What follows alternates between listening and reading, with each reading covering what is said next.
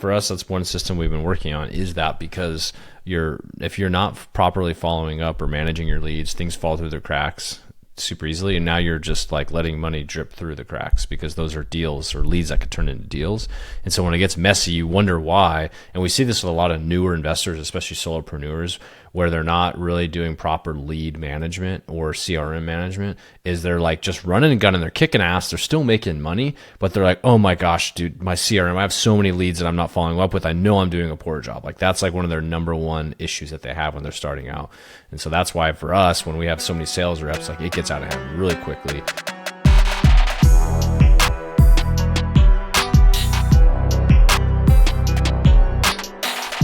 What's going on, guys? Welcome to this episode of the Collecting Keys Real Estate Investing Podcast. This is episode 118. I feel like I start saying the number. I haven't done that for a long time. I should start doing it again. I noticed. This is 118. That's a good number. This is the Wednesday episode, the Mike and Dan show, where I, Mike DeHaan, and my co-host here, Dan Austin, talk about real estate investing, business, and whatever else we feel like. And I gotta close my Twitter. You gotta close your Twitter. You got all your porno feeds on there. Scrolling through. God, well, it's such a hateful platform. There's so many things. I mean, it's all hate on Twitter. It's all hate on Twitter. It's all porn on TikTok. You can't escape debauchery with all the platforms people use. That's why I've never gotten into TikTok, because, like, honestly, one of the first things that happened was, I got TikTok, like, oh, you need to, like, be on there. There's a lot of people using it, whatever. I'll log on. Literally the first like 3 things are just like girls shaking their asses. I'm like, this is not good for me. Like my marriage to like be on here. And they're like, oh, you got to. I mean, I kind of. Well, it's like you got to train the algorithm. I'm like, yeah, but the problem is I pause on all those. I'm a man. That's what happens. It is subconscious. It's subconscious. But then I also think of like 15-year-old boys getting on there, dude. When I was like a middle schooler, high schooler, freaking doomed. Like 6 hours later, man. I wouldn't have slept. Seriously though, right? But yeah, that's a problem. That's why it's so engaging. And that is why the US government does not want our children on it. Yes, that in China. Yeah, but I mean, God. But China knows what we really want. I mean, they talked about that forever. They're trying to poison the generation, and they're doing so very successfully.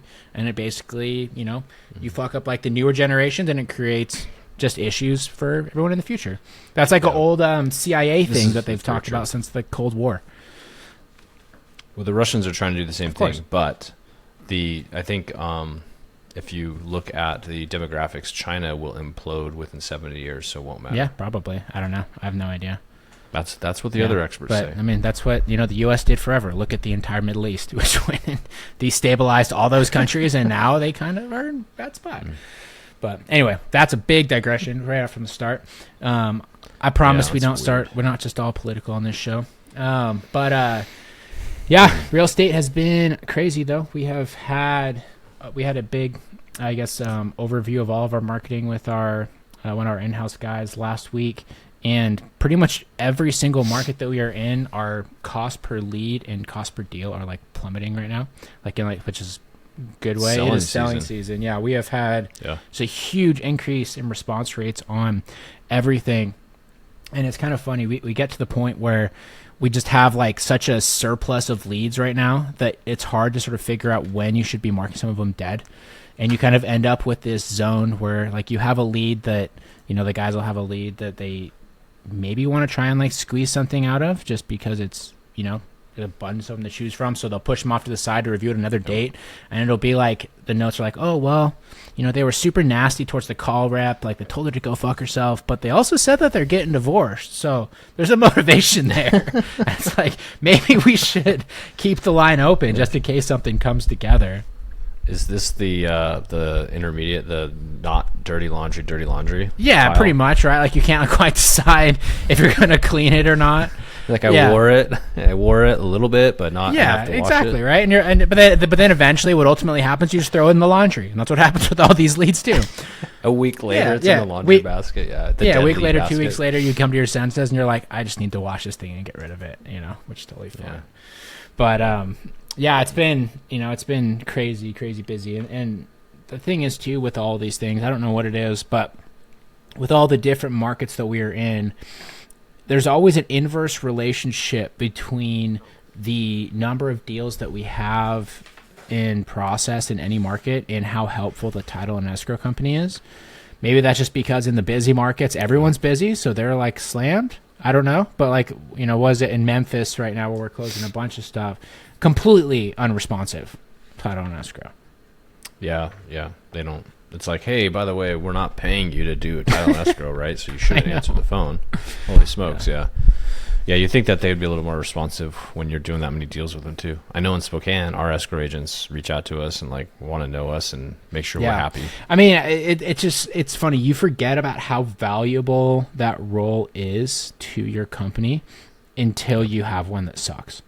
Like, I think it might be the most valuable role as an off-market real estate company. The most valuable third-party role is probably your title and escrow absolutely. agent. Because, I mean, if you have a good one that kind of like gets the wholesale off-market game, they know how to navigate the interesting sellers you have, they know the different kind of situations, they understand that it is different from a retail transaction where you have someone that is like organized and is going to show up on time and do all those sort of things. Yeah. If the title and escrow company isn't prepared for that, it just turns into a freaking headache, and you end up only have to do their work for them. But if you have a good one, I mean, they'll go to bat. Like ours here, we had a deal a little while back where we had to do like a very last minute change on the transaction because basically the seller got to closing and it was off $33 from where she needed to be. And so we had to do an addendum to like the documents essentially after she had signed. Our title and escrow, I guess our escrow agent drove to her house, got it notarized at her house, and then closed the deal. It's like that's customer service right there. That is legit. Yeah, and you got to remember, like title and escrow companies are like any other sales. They're sales organization, right? They happen to sell title and title and or escrow services, right? And so they want to make you happy. And if your title and escrow agent doesn't want to make you happy, you should probably go somewhere else, to be honest. Especially if you're just localized and you're working in one market and you have multiple choices. Go build those relationships with them because they're just as hungry to do that. I mean, I still get calls from other escrow agents to go to coffee and lunch because they want me to go over to their escrow company. And then you ghost them and you don't show up because you're too busy recording a podcast with me. I did do that. I felt so bad. That was a weird interaction, that whole situation last time. What they are, it's an important piece to the puzzle. You got to have a good one, and if you're not happy with them or they're not willing to like go the extra mile for you, there's somebody out there willing to do it. Yeah. Trust me. I mean, and some companies you're going to find out right away. They're like, we just don't do assignments. Perfect. Check them off your list as someone you're not going to work with. For anything. It's not like their fault. It's just like you have to have someone that does assignments, and that also means that they really don't deal with investors in general. They're probably more of a retail shop. And that's fine. People have their niches. People aren't going to be square pegging trying to they're definitely not going to be square pegging the title trying companies. to figure out their own stuff. Besides that, I mean, stuff is cruising. We've been really pushing the team, I think, to the limits right now. We've been super slammed, and it's always indicative of we need to make like our process is getting strained or our team is getting strained when I pop onto the CRM and all of a sudden I'm like, this is a freaking disaster in here right now. It's just so unorganized. And it seems to happen about once a month, right? And typically too, it is followed by when we have a major influx of leads after it's been like a little bit slow. People just are less organized. And the funny thing is too, especially if you have a sales team or even if you run your own sales, you'll know this. I was going through and there was tons of stuff that didn't have notes. It wasn't updated in the current status, all those sort of things. And I was talking to some of the sales guys and they know exactly what's going on with every single conversation. Right. But I'm like, yeah, but what happens if you leave? What happens if this doesn't go anywhere for 4 months? Are you still going to remember? Right. And having that bookkeeping, I don't know, bookkeeping is not the right word, that sort of like good housekeeping, I guess, is really, really important, especially if you're going to do any sort of scale. Yeah, it's especially. Yeah, I was going to say, like, for us, that's one system we've been working on, is that because if you're not properly following up or managing your leads, things fall through the cracks super easily, and now you're just like letting money drip through the cracks because those are deals or leads that could turn into deals. And so when it gets messy, you wonder why. And we see this with a lot of newer investors, especially solopreneurs, where they're not really doing proper lead management or CRM management is they're like just running and gunning. They're kicking ass. They're still making money, but they're like, oh my gosh, dude, my CRM, I have so many leads that I'm not following up with. I know I'm doing a poor job. Like that's like one of their number one issues that they have when they're starting out. And so that's why for us, when we have so many sales reps, like it gets out of hand really quickly. And it's kind of a bummer because the speed to lead matters. And then as leads age and you didn't properly, vet them out, you didn't properly follow up with them, they're gone. Absolutely. I mean, they're gone, and that can be like the profitability of your business, because I know. Yeah, they're in our pockets. Honestly, though, right? Or some other wholesaler that's going to execute a great follow-up. And I think that's the biggest area that a lot of new people need to improve on too. And with our instant investor folks, that's one of the big things we focus on. I mean, even on our coaching call today, we had a conversation where some guys were diving into their KPIs and trying to figure out where exactly their best leads and deals and stuff were coming from. And everyone always seems to think that we have like a really detailed process and all the stuff we look for, and ultimately we keep it very simple, right? We just look at how many leads come from each type of marketing, and that's about it. And we just focus on sales, and that's the biggest thing. If you are in a phase where you're doing some marketing and you're trying to figure out how to make your marketing better so you can close more deals, and you're like a 1 or 2 man show, you probably need to focus on sales and get better at that, and then you won't need to focus on your marketing as much. And that's something that's so understated in this. And the two kinds of that are the closers and then the lead managers, right? So people that actually do that follow-up with all those leads that are slipping through the cracks like we were just talking about. And that's something that's easy enough to outsource too. So the episode that was this past Monday, Greg Brooks from Rocket Station, they have VAs that are already trained up to do all of this. We have our lead managers from there, and they absolutely crush it. And it's been the easiest plug and play. Yeah. And since they've been with us, they are reviving anywhere from 8 to 15 leads per week that our guys are going on and half the time turning into deals. Like that's huge right there, right? And that should absolutely be a focus if you're trying to figure out kind of like why your business isn't growing or not closing things. But absolutely, you want your sales to be focused on the hottest and most fruitful leads, and letting your lead manager create and revive those ones that ended up going cold for whatever reason, or getting them just back in general to communicate with us after whatever happened. I do wish there was a way, I wish I could honestly say there's a secret sauce, because then I could sell it and like bundle it and like, hey, come buy my secret sauce to marketing. Just name it after an animal, right? We got like the I don't know we got. I'm gonna call it gator sauce. We got the sauce. Narwhal method, some random fucking animal. The narwhal, dude, what a cute little animal. Do you know what a narwhal is? It's a whale? It's a whale with a or tusk, is it a different horn? Yeah. It's a cute little. Yeah, they're cute. I've got a ton of stuffy narwhals around my house, dude. But anyhow, it would be nice, but really we get asked so often, like, what are you doing different, or like, what are you doing that's unique? It's like, we have our systems, of course, but really it's showing up and being consistent, and you're 100% correct about the marketing. Like, there's only so much you can do on marketing, and if somebody is going to come to you and be like, dude, we can provide better marketing for you, it's like, no, you can't, because you don't need better marketing. You need like a good set of copy, and you need a good standard mail letter that you're going to go and send out to people consistently. The list, the data management, you get that dialed in. There's nothing fancy there. Just, you just follow a good procedure on picking some motivation. You don't got to get all, don't have to divide by 7 and find the remainder or anything. It should just be simple, right? Month over month, kind of hit your motivated lists, and then just do that. And then, like you said, then once those leads come in, the breakdown is just crushing the sales. A lot of people don't crush it on the sales, and that's okay. We actually had somebody on our call today that was worried, like, hey, I just don't know that I'm good enough at sales to bring somebody on to teach them the sales. And like, that's actually a really good point, because I don't think it matters. Like, if you're not good at sales, you can still bring somebody on that might actually totally. I mean, and that was our first experience. We brought on our first acquisitions manager too. And the thing is too, if you're like new and you're not good at the sales and you're just not working your leads, even bringing someone that kind of sucks at sales but it just works the leads is going to be better. So like our right. first acquisition manager that we brought on knew pretty much nothing about real estate, right? And we brought her on and we just told her like what to offer, and she was really good at like the people part of it. and she closed 7 deals in her first month that were already in our pipeline. They weren't even new opportunities, right? So, yeah, it's just something that gets overstated a lot.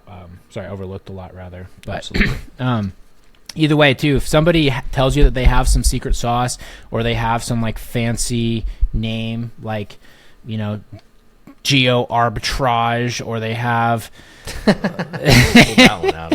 I mean, come on, Cole, yeah. You're better than that. It's all marketing, right? They have that. They have, you know, the gorilla groups or the elephant challenges or whatever the hell people do. Yeah, they're all just trying to sell you something. Yeah. You know, that's the most unfortunate thing about this business is you can just repeat the same stuff that we're doing. We're very open about what we do. I mean, if you listen to all of our episodes, I even had an episode a while back where I listed out the exact direct mail copy that we send, that we close deals with every single month. And it's not crazy complicated, but people just want to pretend like it is. You know, if you want to like hear about some 22-year-old that's discovered like the secret thing, but they're not telling you that they're really just like buying houses from their dad's rich friends, you know, you can go listen to Bigger Pockets instead. They'll give you the overview and all that. Yeah, they'll give you the high level, 10,000-foot view of how I became a billionaire. Yeah, right. I became a billionaire by 22 with my dad's $100 million rotating credit card, you know. But I don't think I have anyone that's that big. But anyway, you guys get the point. So we need to talk about something, though, Dan.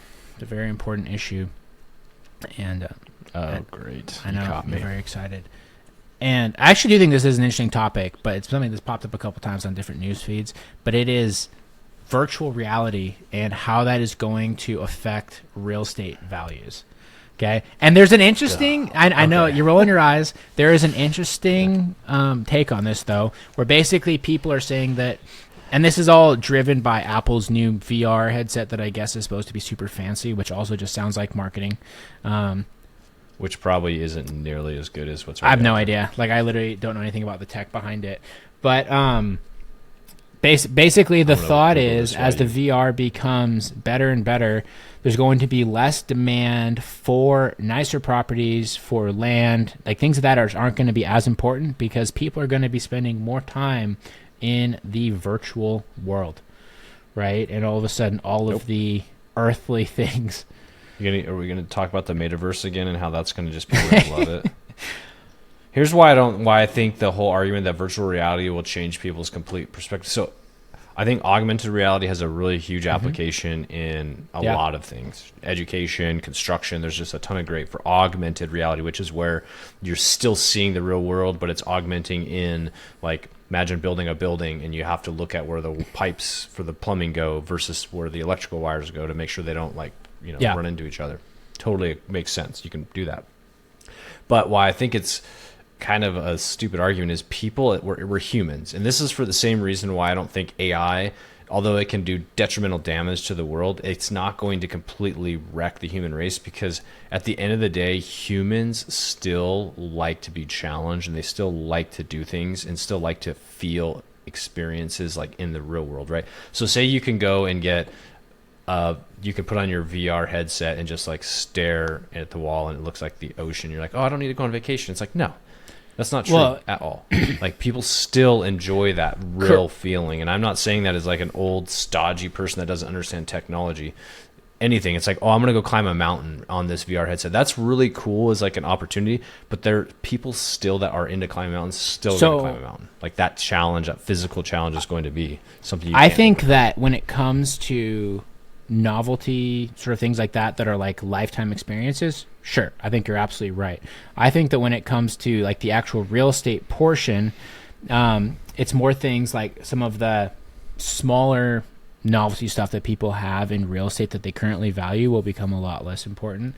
For example, like having a home theater, right? Like, that's like a thing that, you know, people pay money for, that adds value to it because they, you know, they want that theater experience. I could see that. So like something like that, right? That's a big thing. Having even like a large living space in general, if they're not going to utilize it, you know, that's the thing where people like put spaces to entertain, right? Like dining rooms, large backyards, Even places with like general views and things No, like that. that's dumb. I don't. No, I do don't think agree. that will be less demand for stuff like that in the future. So basically, you're just saying people are gonna just want to play video games the whole time instead of having the bocce ball court that I'm going to put in my backyard. Like, you're gonna just do Apple VR. Yeah, and bocce ball, which instead I think of is bocce fun. ball, dude, they're gonna be playing like- freaking Beat Saber in Ultra 4D. I don't even know what the hell that is, but I guess I don't totally disagree on like the real estate side of things, but I also think like 90% of why people have those items in their homes is to keep up with the Joneses anyways, and they're still going to want to have some ego. So are they going to have like, I have 6 VR headsets so I can have more friends? Or is it going to be like, I still want the badass VR home theater where we sit in the room with the nice luxury couches and the popcorn machine, and then we all put VR headsets on to watch the movie? No, you don't like bring your friends over. They're at their house. You're at your house. You put on your own VR headsets and you just hang out. No. People still want human interaction. There's that human element that See, you and can't this get is where over the it. generational divide between you and I really shines, because I have friends and people younger than me especially that like the bulk of their social group is 100% on the internet, and it has been that way. I believe that, but like, do you not feel satisfied when you go and see them in person? Absolutely, I do.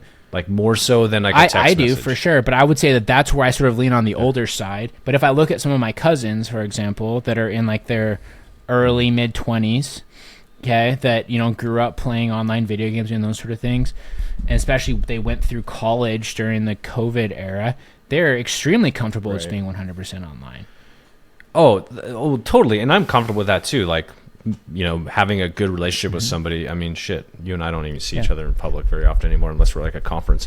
But like, I just still think there's that human element that you can't eliminate the need for people to come to your house and show off your new quartz countertops. I don't know. I think that's kind of the big question. What I think will happen. I do think there's some other generational nuances that are changing what people want and need out of a home, but I don't think it has anything to do with VR. I feel like what will happen is we're going to end up with basically yet another divide in the already divided groups of people, where there's going to be like the plugged in and the unplugged.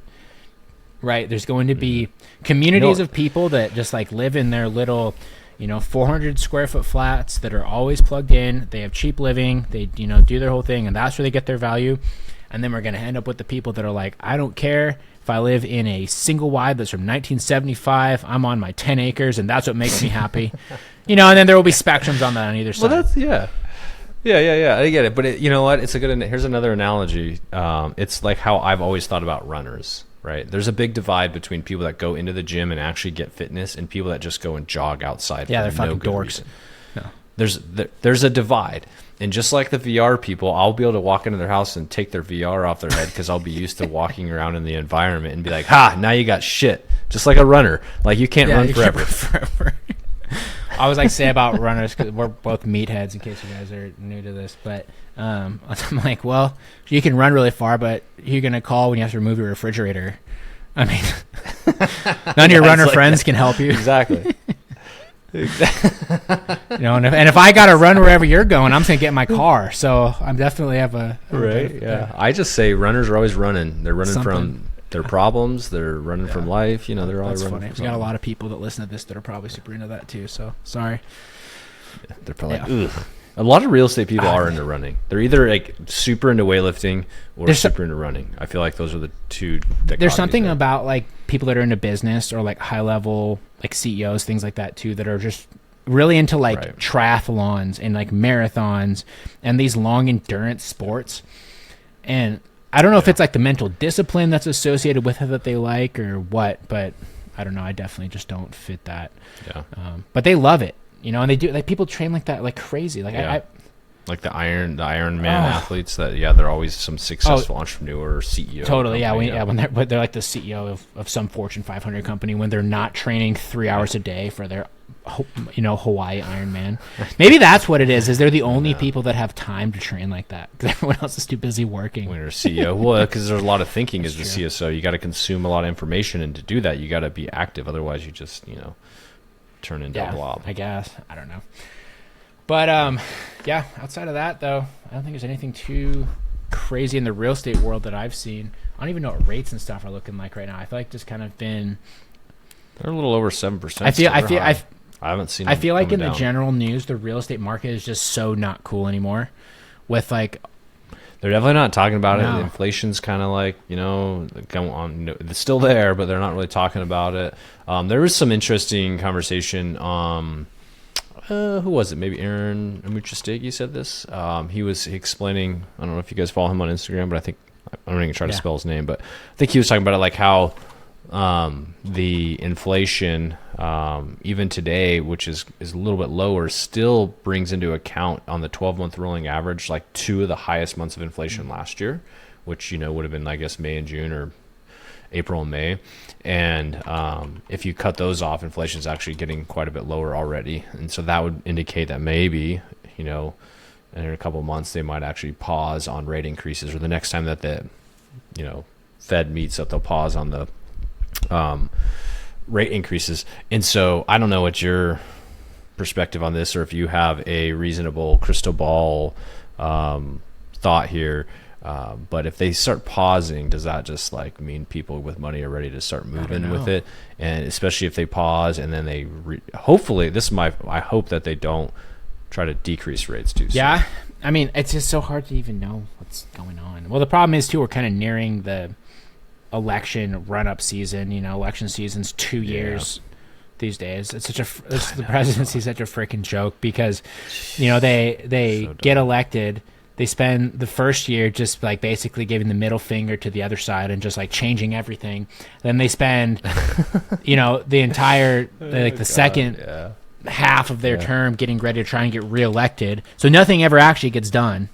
Right, so now right now no one's going to make any moves because they don't want to like jeopardize their whole campaign. So I don't know if they're going to do anything. Right, they're just going to kind of sit there and wait and see what happens. Well, obviously the sitting party is really incentivized, and the Fed, mind you, does not get controlled by the executive branch or any of the branches for that matter in the government. The Fed's kind of separate. So they are free to make their decisions. But if they're leaning one party or the other, they may, during election season, do something that would boost the economy or make it feel like the economy's doing great, because that's always a data point for some reason, even if it's a small snapshot. So if they decide to lower rates in the maybe Q4 of this year, I just think that would be too soon, and that you'd have a lot of money flooding right back into it. The stock market would react very, very positively, which would drive inflation back up. It's kind of one of those things like, you just got to let this run its course so that we can all be happy again in the long term from a real estate perspective. I mean, so it is interesting though, looking at just the uncertainty with the rate. So something that we were on a GoBundance call, was it last week? So GoBundance is a group that Dan and I are in. It's a millionaires mastermind with a lot of high level thinkers in there. Like pretty much every A player you can think of in the real estate space is in there. Brandon Turner, super big names all throughout it. But what the CEO was saying that they're doing, so the CEO now, he was a personal assistant of one of like the founding members that's worth like several $100 million, and now he's done very well for himself too. But they're saying what they're doing to basically hedge the inflation risk, or like the interest rate risk, is all of their like lines of credit, anything that they have that has adjustable rates, or like, potentially revolving rates, they are drawing all of them and then paying to lock them at whatever the current rate is, right? So like even right now, if they're pulling it at like 7%, they're worried about it, potentially going up to 12% in the next couple of years, pulling all of them, locking them at current rates, and then putting them into basically like, what are they called? The money market accounts that pay like 5%. So they have like a little bit of a balancing out the expense that they have, a little bit of money coming in from that. And then just waiting to see what happens, because that way if rates go up, they're still at a lower rate. If rates go down in the next year, they'll just refinance. And they'll, just get that rate adjusted, which will have an associated cost with it. But if you look at the opportunity cost of money, if you're someone that has like lines of credit or things like that you use to buy property, use it to lend out, to use it for loans, use it to operate a business, things like that. If all of a sudden the rates increase, 50%, 60%, like that would be extremely detrimental versus the holding cost that you would have right now of just drawing the entire thing. And like when they're talking about what they're doing, they're pulling like multi 7 figures. So they're going to be taking on, I think they're actually going to be taking on almost like multi 7 figures worth of holding costs just to be sitting on those loans. Just to keep that money. But it does make sense because there is some interest rate arbitrage there, because if it does, I mean, if you're pulling at 7 and it hops up to, even 8, but say hypothetically it does hop up to 12% and you're locked in at 7, I mean, the prices for what they're investing in are going to adjust, whether they're buying businesses, investing in businesses, investing in startups, investing in real estate, whatever. They now have the upper hand because everything, cash is key. Like equity and net worth is awesome, but cash is super critical. Yeah, well, I think that the key thing is that you're taking the question, like the kind of unknown factor, away from the whole thing, right? And you can project 5 years of business with a 7% expense on your money, versus it's hard to do a 5-year projection if you don't know if next year if it's going to be 15% or it's going to be 5%, right? That's absolutely correct. It's so hard to project or to actually plan your business if you have no idea what's going to happen. And so if you can at least reasonably predict your future, you can make such more informed decisions. And now if you're going to put 7% money into a 5% money market account, you just have to worry about making 3%. If you make 3% and don't lose any, like you're winning, totally, in my opinion. Yeah, I think that's great. Yeah, I mean, I think the moral of the story is right now, even though rates are kind of high and stuff is expensive, making a shift towards getting as much fixed rate debt as you can, especially these people that bought stuff with revolving debt in like 2021 and 22. Mm-hmm. We talked about this last week with the commercial places that are going to be starting to crash here because they were buying revolving debt at like 3% several years ago. Yep. If you're able to get in front of that, right, and lock in some debt for long term, even if it's not where you want to be, just do it. And then if you got to refinance, just pay for it. Like then at least you can just like work the expense of that into your budget, and you're not just like hoping that it doesn't get worse sometime in the future. Because honestly, who knows? That's the big question that we have right now. So. Yep, exactly. Who knows? Anyways, so yeah, big picture. I guess the moral of the economy is who knows. And it's funny. And even like while we're doing this, I just Googled real estate news, and nothing titillating at all. That's how nothing titillating. That is man, you're not getting titillated today. How uninteresting real estate is to the general population right now, or the only things that come up. I mean, what is going on in the macro stage of real estate? You're right. I haven't seen any major news coming up on anything. Everybody's just kind of riding it out. They're like, okay, we're here, 7%. Yeah, well, it's always just some sort of extremist thing, depending on what side of the political spectrum the news outlet falls on, right? So for example, Yahoo Finance, which is like pretty liberal, the first thing that shows up is housing is now unaffordable for 75% of homeowners who are considered middle income buyers. And then the first thing you scroll down, and it's like people with a household income of $75,000 a year can only afford up to 23% of the properties. I hate to break it to you, if you make $75,000 a year, you're not middle class anymore. As a household. If you do that as like an individual, sure, that's fine. Go marry someone else that makes that much money or more. You're not making $150 a year. If you're a single income household doing $75,000 a year, that is going to be below the poverty line here very soon. That's the unfortunate truth. Right. Yeah, inflation has definitely driven that number up. 75 seems like a lot. Even 100K seems like a lot, but really in reality, it's slowly, it's just becoming less and less. Mm-hmm. So you got to do more and more. So don't ever be satisfied with your whatever salary, because whenever you attain the salary you wish you had, eventually that is not in middle class or wherever you think you are. No way. So sorry, I was just reading on this article. The 3 metros with the fewest number of listings considered affordable. Number 3, Spokane, Washington. Yeah. Really? Good old Spokane. Where we're located. Our home, our backyard. It's got the least affordable. Hell yeah, it's got the least affordable. Have you looked at things totally. Lately? Well, compared to the average income here, absolutely. It's insane. I don't know how people afford anything. Yeah, and the A-player agents in town, they're not slowing down. I see some listing. I've seen a couple agents out there doing some listings. I'm like, gosh, dang, you're crushing it.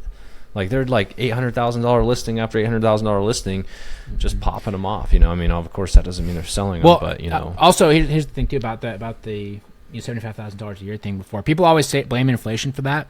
The thing that I don't really ever hear this discussed is there's the people that are, make that much money.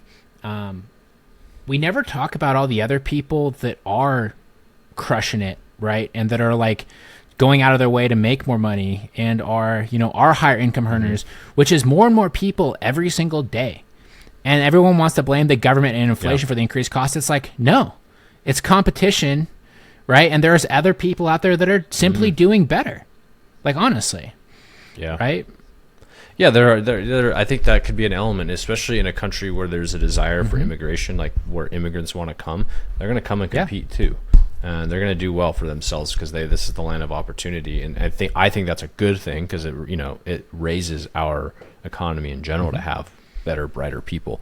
So you have that plus in your people that are listening to Collect the Keys podcast, they're bettering themselves. Well, I mean, but not only that, but just like people that are getting into the workplace that are being offered more money because they need workers. There are people right now that might be listening to this that have been working at the same job, have great skills, but I'm working for 10 years, right? And aren't making that much money. Go get a new job. I bet you get a massive pay bump.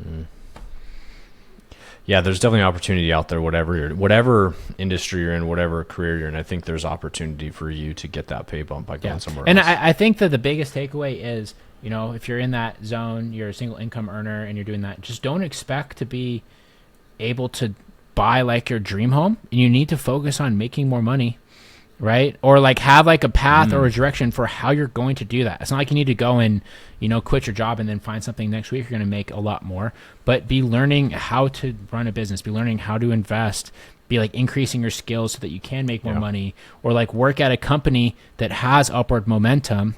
Otherwise you will get left behind.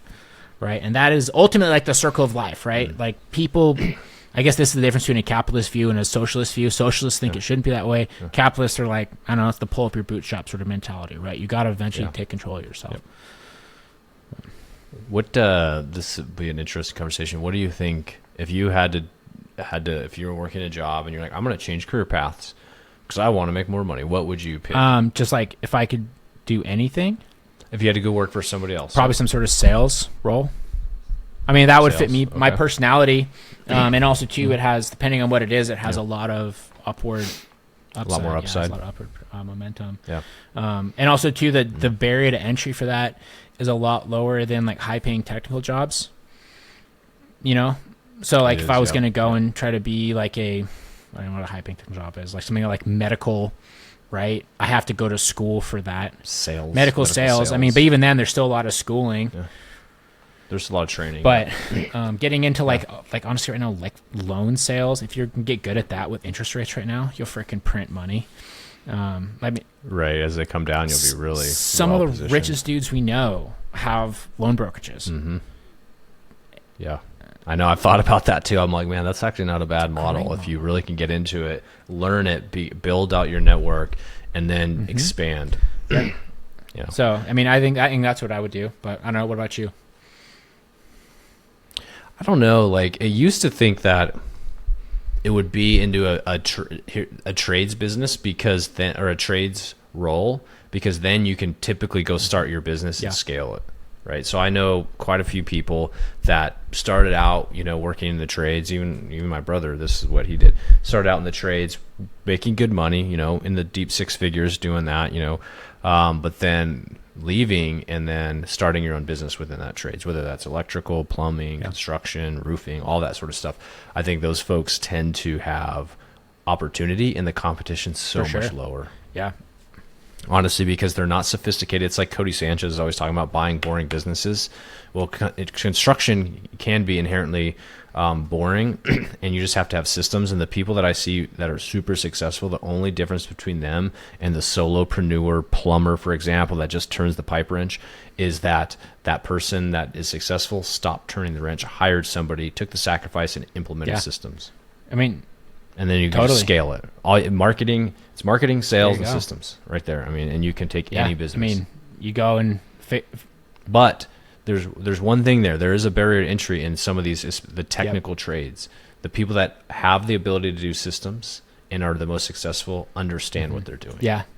As far as the business goes, you don't have to. I've never been an advocate like, oh, you have to do before you can sell it. But like, man, some of those folks that I know that worked in the trades, they have such a first mover advantage because they can walk into any room or any building or any job and be like, I know exactly what needs to be done here. I think that is such an important thing that can't be understated, and this is kind of something that I hate about the current like Cody Sanchez movement. I think she's awesome. I think she's really proud of what she does. But as with everybody that starts to blow up on social media, there's always the people that come in, consume that content, and take it completely out of context and like just try to make it.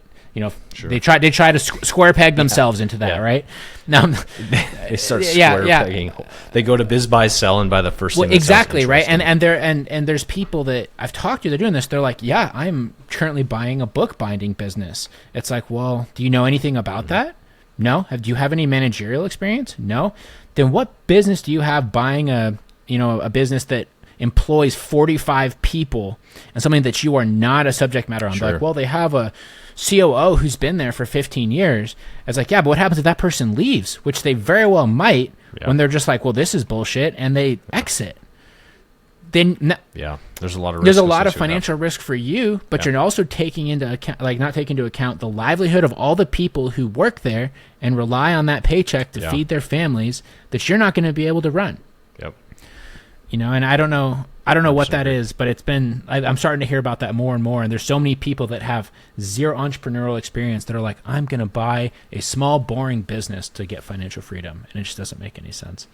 Yeah. So, which is great if you really can dedicate and do it. But like, to your point, some of these you have no business owning. Like, if it's a laundromat, okay, go and own a laundromat.